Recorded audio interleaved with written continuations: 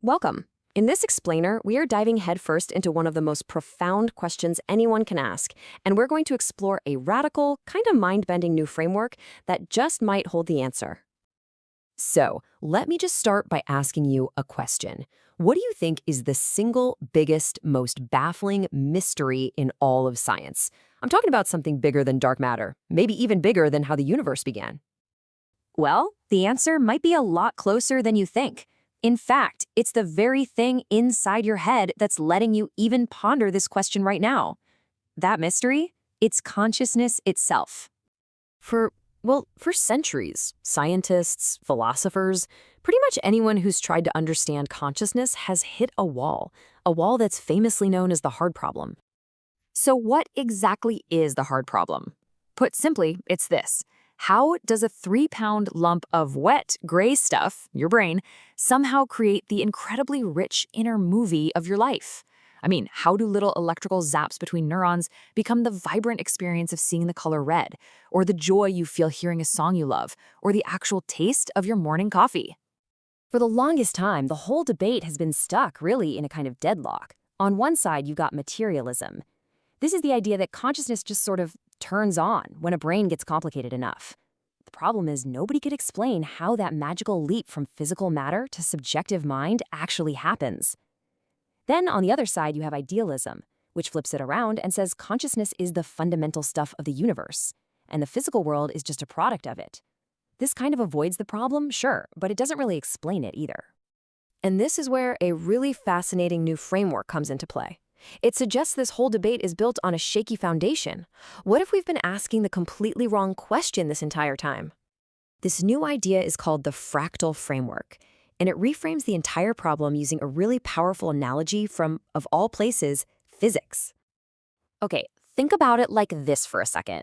We don't look at a planet like Earth and ask, how does this giant ball of rock and metal create the feeling of weight? That would be a really weird question to ask, right? We don't ask that because we understand that weight isn't something the planet just makes up out of nowhere. It's what happens when the planet's mass interacts with a fundamental, universal property of reality itself, gravity. And this is the light bulb moment. This is the core of the analogy. What if consciousness is just like gravity, a fundamental property of the universe, always there? What if it's the property that gives any system with awareness its subjective feel, that inner experience that philosophers call qualia? So let's break this down. The really big idea here is that the brain doesn't create consciousness any more than your TV creates the shows it plays.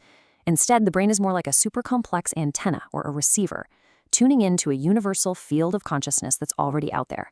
And our personal, nested awareness is what arises from that interaction. And just like that, the hard problem, it kind of just dissolves.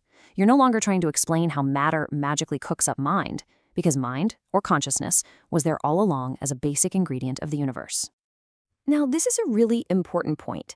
The people behind this framework are not saying, okay, we've cracked it, this is the one and only absolute truth. Not at all. They see it as a new kind of tool for thinking about the problem. They use this great phrase, it's a map, not the territory. You know, a map is incredibly useful for helping you get around, but nobody would ever mistake the paper map for the actual real-world landscape. It's a model, and it's designed to be useful. Its whole purpose is to act as a meta-lens, like a new pair of glasses that lets you look at all the existing theories and see how they might actually fit together, instead of constantly fighting with each other.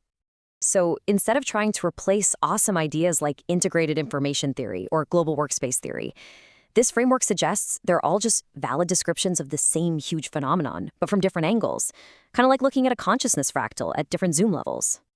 But here's the thing, this isn't just a cool philosophical idea. The framework actually lays out a concrete blueprint for how to get from this poetic metaphor to a real, rigorous, and testable scientific model. And this part is just fascinating. The idea is to basically follow the same playbook that our understanding of gravity took.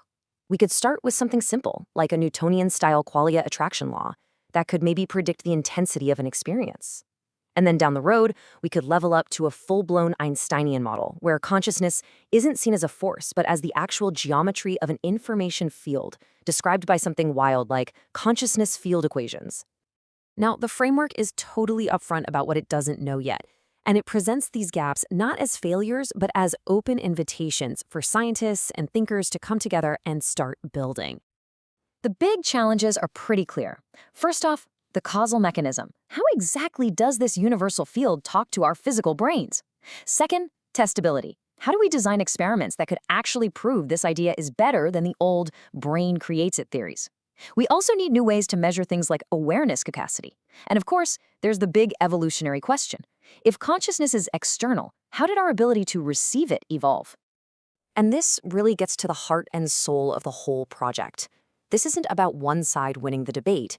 It's a call for synthesis. It's about getting the imaginative dreamer philosopher and the rigorous materialist scientist in the same room to build something new together.